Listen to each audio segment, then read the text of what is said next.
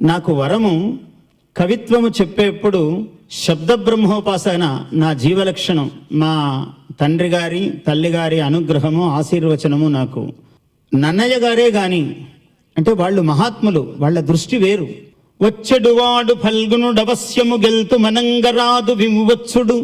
వచ్చెడు వచ్చు అనే ధాతువు మీద ఎడు అనే ప్రయోగము వస్తే ఎడి ఎడు, వచ్చెడు వచ్చెడి అని అవుతుంది. మొత్తం నేను ఎన్ని వేల పద్యాలు చెప్పినా ఎక్కడా ఆ ప్రయోగాలు ఉండవు. నాకేమో ఆ శబ్ద బ్రహ్మం అలా కూర్చుంటుంది, ఇలా అనవద్దురా ఇలా అను అని. ఎవరైనా విచ్చితి అనవచ్చు కానీ నాకు విరిసితి అని వస్తుంది కానీ విచ్చితి అన్న పదం రాదు నాకు. చెప్పటం కోసం ఇప్పుడు చెబుతున్నాను, మామూలుగా అయితే పలకన ఆ పదాన్ని కూడా నేను. అక్కడ ఏదో ఇంకొక విధంగా ధ్వనిస్తుంది కదా శబ్దము, అలాంటిది వాడవద్దు అని. ఎందుకంటే ఏక శబ్ద సుష్ఠు ప్రయుక్త స్వర్గే లోకే కామధుగ్భవతి. మహనీయులు నల్లాంచక్రుల నరసింహాచార్యులు గారు, మా గురువు గారు, గౌరిపెద్ద రామసుబ్బ శర్మ గారు, వాళ్ళందరూ అలా నూరి పోశారు నా తలలో శబ్దం ఎలా ఉండాలి అని అట్లా చెప్పారు. అందువల్ల అది నా మనస్సును వెంటాడుతూ ఉంటుంది. శబ్దం ఇట్లా ఉండాలి అనిపిస్తూ ఉంటుంది, ఇంకో విధంగా ఉండరాదు అనిపిస్తూ ఉంటుంది. అందువల్ల అవధానం చంద్రశేఖర శర్మ గారు ఇట్లాంటి మహనీయులందరి యొక్క అనుగ్రహ విశేషముతో వాళ్ళ దగ్గర చదువుకోగలిగాను నేను. ఆ సంస్కృత భాష నాకు తెలుగు అప్పుడప్పుడు వచ్చు, నిజంగా సంస్కృతమే వచ్చు, తెలుగు కొంచెం పర్వాలేదు. అందువల్ల చదివిందంతా సంస్కృతమే. అందువల్ల దాని ఒక్కోసారి రాస్తున్నప్పుడు శ్లోకము తెలుగులో రాయాలని అక్షరాలు రాస్తుంటాను, కానీ నాకు తెలియకుండా సంస్కృతంలో పడిపోతుంటాయి అవి. కొన్ని పంక్తులు అయ్యాక ఓహో నేను ఇట్లా రాశానా అని మళ్ళీ దాన్ని తిరిగి రాస్తూ ఉంటా. అలా అలవాటైంది నాకు. కవిత్వము ఏదైనా కూడా మహాత్ముల యొక్క, ఇవాళ కొప్పరపు కవీశ్వరులు పరమానంద తుందిల మనస్కులు శరీరులు అయి వాళ్ళు అశరీర శరీరులుగా ఈ వాతావరణంలో ఉండి అనుగ్రహిస్తూ ఉంటున్నారు అని నేను భావిస్తూ ఉన్నాను, వాళ్ళని దర్శనం చేస్తూ ఉన్నాను. అవధానంలో వేగముగా పద్యం చెప్పిన మహాత్ములు ఇందాక వింటున్నాము, వాడివి చదువుతున్నాను. అసలు అవి ఏమి, వాళ్ళు అపర సరస్వతీ స్వరూపులు తప్ప మానవ మాత్రులకు సాధ్యమయ్యే పని కాదు. అందువల్ల ఉపాసనా బలము, మారుతిరావు గారు చాలా అద్భుతంగా అన్నారు. ఆ ఉపాసన ఆమె కృప లేకపోతే, తిరుపతి వెంకట కవులు కూడా కామేశ్వరి ఉపాసకులు. ఆ ఉపాసన లక్షణము ఏమి? ఉపాసన నిత్యము తదేక భావన. ఏది కనబడితే నాకు ఏ పదం ఇచ్చినా అది అవధానం పద్యంలో ఎట్లా చెబుతున్నానని ఆలోచిస్తూనే ఉంటా తప్ప ఆ పదాలు మామూలు పదాలుగా కనపడవు నాకు. అందుకనే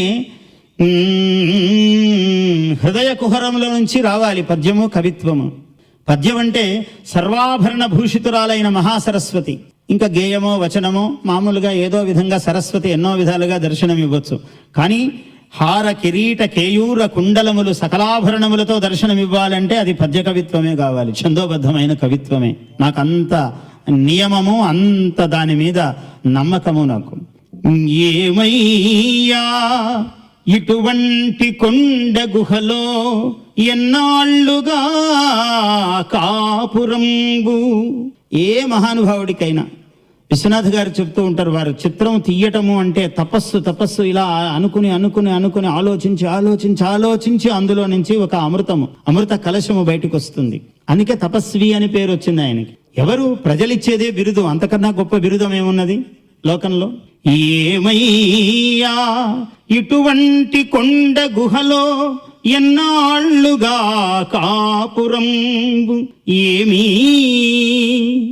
పైకి కరావో లేవో అనుచున్ హేమాంగి దాక్షాయణీ శ్రీమత్ సంగమ కామనార్థియగు ఆ శ్రీకంఠుని పిల్వ.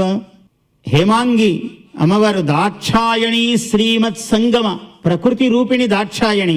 ఈ లోపల కవితా పరమేశ్వరుడు కూర్చున్నాడు. ఏమయ్యా బయటికి రావా? ఈ ప్రకృతి దాక్షాయణి శ్రీమత్ సంగమ కామనార్థి అని అమ్మవారికి తెలుసు, అందుకని ఆమె పిలుస్తున్నది బయటికి రావయ్యా అని. ఏమయ్యా ఇటువంటి కొండ గుహలో ఎన్నాళ్ళుగా కాపురంబు. ఏమీ పైకి కరావో లేవో అనుచున్ హేమాంగి దాక్షాయణీ శ్రీమత్ సంగమ కామనార్థియగు ఆ శ్రీకంఠునిన్ పిలిచినట్లు ఏమో గుండెలలోని పల్కునెవరో ఇట్టట్టు రాలాగినన్. ఆ గుండెల్లోని ఉన్న శబ్దాన్ని ఎవరో లాగుతున్నట్లుగా బయటికి వస్తూ ఉన్నది ఏ మాట అయినా.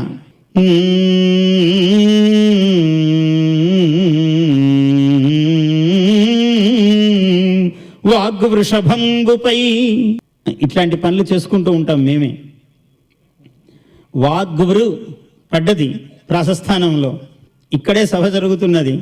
మహాశతావధానము 1994 ఇక్కడ మహాశతావధానము చేస్తూ ఉన్నాను. 94లో నారాయణ రెడ్డి గారు ఉన్నారు సభలో. ఆ వేళ ప్రారంభిస్తూ ఇక్కడ అంతకుముందు ఒకసారి క్రికెట్ దాన్ని స్పాన్సర్ చేశారట పెప్సీ కంపెనీ వాళ్ళు. అలాగే అవధానాన్ని కూడా స్పాన్సర్ చేశారు. వారి మీద పద్యం చెప్పమన్నారు. అని మొదలు పెడతాడు అవధానం ఎవరైనా కానీ. అంత జాగ్రత్త ఉన్నవాడిని కాదు, ఎందుకంటే నేను చెబితే కదా అది ఎక్కడి నుంచో వచ్చేటప్పుడు నాదేం బాధ్యత, ఊరికే మధ్యవర్తిత్వమే. అక్కడ వినపడుతుంది, వినిపిస్తాను, అంతవరకే బాధ్యత నాది. అందువల్ల అది రావటము పెప్సీ వారు అని మొదలైంది పద్యం. అన్నారు పక్కన కూర్చుని అందరు, ఏమిటి ఆశువు ప్రాస ఏమట్లయిపోయింది అని. పెప్సీ సాగా రావాలి. పెప్సీ వారు క్రికెట్టుపై కవితపై ప్రేమన్ సమానముగా ఓ పాదం అయిపోయింది. పర్వాలేదు, గట్టున పడ్డాం. కానీ గట్టున పడ్డామని అనుకునే సంతోషానికి కూడా తావులేదు, రావాలిగా రెండవ పాదం. చెబుతుంటే వ్యాఖ్యానం ఇప్పుడు సమయం, కానీ పద్యం చెప్పేటప్పుడు సమయం లేదు. నాకు రాగలక్షణము తప్ప ఆ కొంచెం రాగంలో రూపం దిద్దుకోవాలి.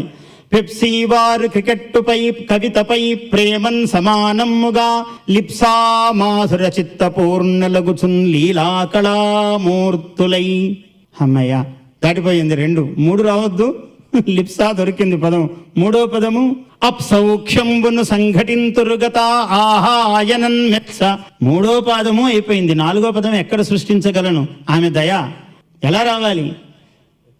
అప్సౌఖ్యంబును సంఘటింతురుగత ఆహాయనన్ మెత్స జౌగుప్సీభూత మనస్సదేల సఖుడా. కో జుగుప్సా. మరి మహా విద్వాంసులు అధ్యక్షులు ఇక్కడ ఉన్నారు, ఆయనకు తెలుసు.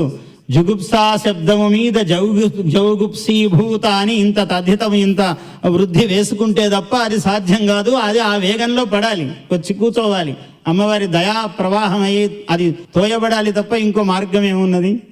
ఇంకా తక్కినవి ఏవైనా అలాగా వ్యాఖ్యానంలో ఏవో పదాలు వచ్చాయి. ఈ లోపల అది చెప్పే లోపల ఇది వాగ్వృషభంబుపై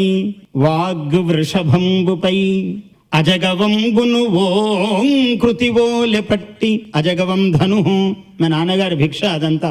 ఇట్లంటే అట్లా అమరము నాకు స్ఫురణలో ఉంటుంది ఏ శబ్దమైనా. అజగవంబును ఓం కృతివోలె పట్టి, ధనుస్సును ఓంకారంలాగా పట్టుకున్నాడు ఆయన. వాగ్వృషభంబుపై అజగవంబును ఓం కృతివోలె పట్టి. స్రగ్వృత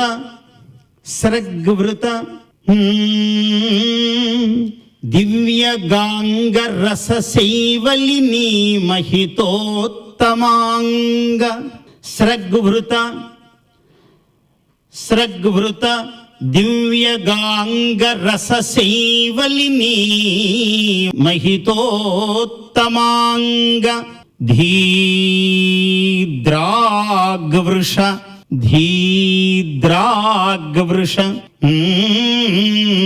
ఫణ్యలంక్రియ. ధీద్రాగ్వృష ఫణ్యలంక్రియ పదార్థ శరీర. ఫణ్యలంక్రియ ధీద్రాగ్వృష ఫణ్యలంక్రియ పదార్థ శరీర జటాసమాస. శివుడు కదా, జటాసమాస. ద్రాగ్ధీద్రాగ్వృష ఫణ్యలంక్రియ పదార్థ శరీర జటాసమాస.